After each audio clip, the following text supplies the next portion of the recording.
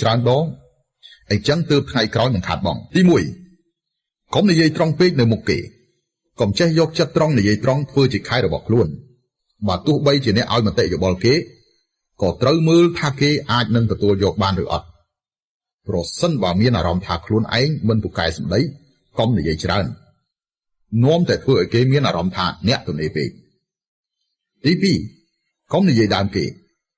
ការនិយាយដើមគេវាងាយនឹងកាន់តែនិយាយកាន់តែហួសចិត្តគេល្អប៉ុណ្ណា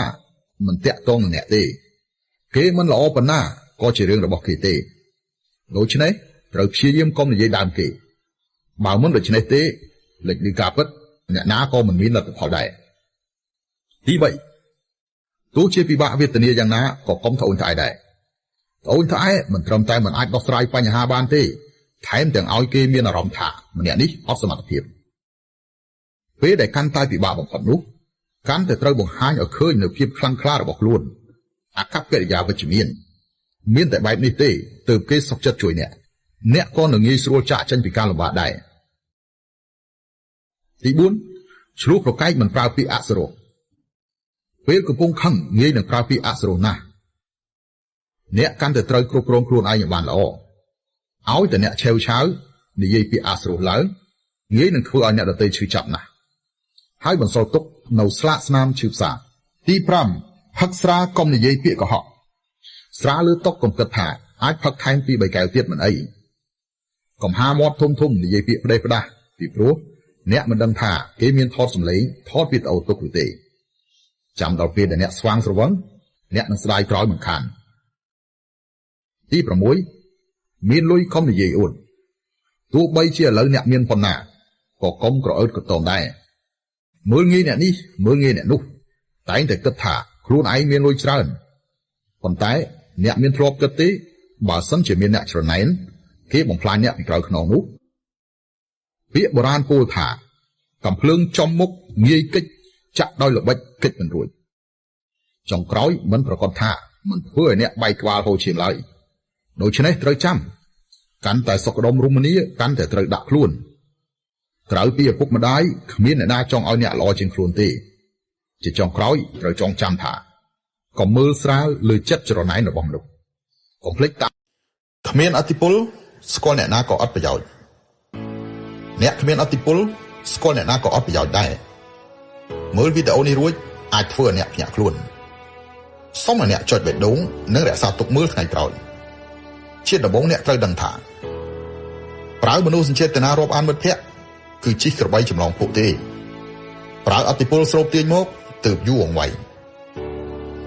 ជាការពិតទំនាក់ទំនងគឺជាធនធានមួយប៉ុន្តែបើសិនជាអ្នកគ្មានសមត្ថភាពអ្នកស្គាល់អ្នកណាក៏អត់ប្រយោជន៍ក្នុងជីវិតរស់នៅប្រចាំថ្ងៃមនុស្សភាគច្រើនចាប់អារម្មណ៍លើទំនាក់ទំនងសង្គមខ្លាំងយកពេលវេលាភាគច្រើននិងធម៌ពលរបស់ខ្លួនខ្ជះខ្ជាយលើកន្លែងគ្មានប្រយោជន៍ការគិតរបស់គេគឺមានមិត្តភក្តិច្រើនហើយទើបមានផ្លូវស្រួលដើរប៉ុន្តែតាមការពិតអ្នកស្គាល់មនុស្សច្រើនមិនមែនស្មើនឹងមានទំនាក់ទំនងធំទូលាយនោះទេទំនាក់ទំនងពិតប្រាកដមិនមែនថាអ្នកស្គាល់មនុស្សប៉ុន្មានអ្នកនោះទេគឺថាមានមនុស្សប៉ុន្មានអ្នកចង់មកស្គាល់អ្នកពាក្យមួយឃ្លាដែលពេញនិយមនៃរង្វង់សង្គមគឺចេះផ្លាស់ប្ដូរមេគុណក៏អាចនិយាយបានថាអ្នកអាចផ្លាស់ប្ដូរមេគុណកាន់តែធំទំនាក់ទំនងមនុស្សក្នុងសង្គមកាន់តែច្រើនចងចាំទំនាក់ទំនងមិនមែនបានមកពីការរត់ដេញតាមចាប់នោះទេប៉ុន្តែគឺបានមកពីការស្រោបទាញមានតែការដោះដូរតម្លៃស្មើទេទើបអាចទទួលបាននូវជំនួយសមហេតុសមផលស្ដាប់សម្ដីនេះហើយអ្នកមានអារម្មណ៍ថាខុសខើទេប៉ុន្តែគឺជាការពិត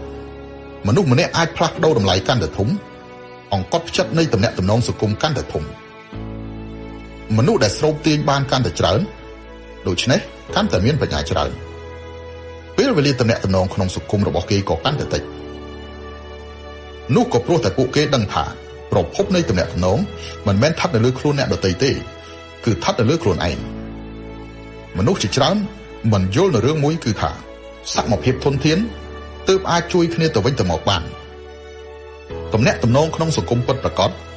គឺការបង្កើតបណ្ដាញគុណតម្លៃដ៏រឹងមាំមួយស្នូលនៃទំនាក់ទំនងគឺ ការដោះដូរធនធានគ្នាទៅវិញទៅមកអាចនិយាយបានថាគេជួយអ្នកក៏ត្រូវមានតម្លៃស្មើគ្នាទៅជួយគេវិញដែរនៅពេលដែលអ្នកមិនមានសមត្ថភាពគ្រប់គ្រាន់ទោះបីជាជួបប្រទះមនុស្សអស្ចារ្យប៉ុណ្ណានៅមុខគេអ្នកសូម្បីតែផោមក៏មិនមែនដែរអញ្ចឹងបានថានៅពេលដែលអ្នកមិនទាន់ខ្លាំងកុំចំណាយពេលច្រើនពេកក្នុងការធ្វើទំនាក់ទំនងអ្នកគួររៀនសូត្រឲ្យបានច្រើនរៀនគិតរៀនគូរធ្វើកិច្ចការឲ្យបានច្រើនទើបអាចឡើងតម្លៃខ្ពស់បន្តិចក្នុងបណ្ដាញមនុស្ស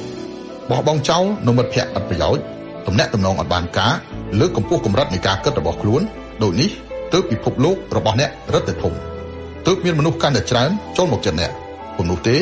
អ្វីទាំងអស់គឺគ្មានបានការកុំភ្លេចតាមដានខ្ញុំអ៊ុំស្រាវុធ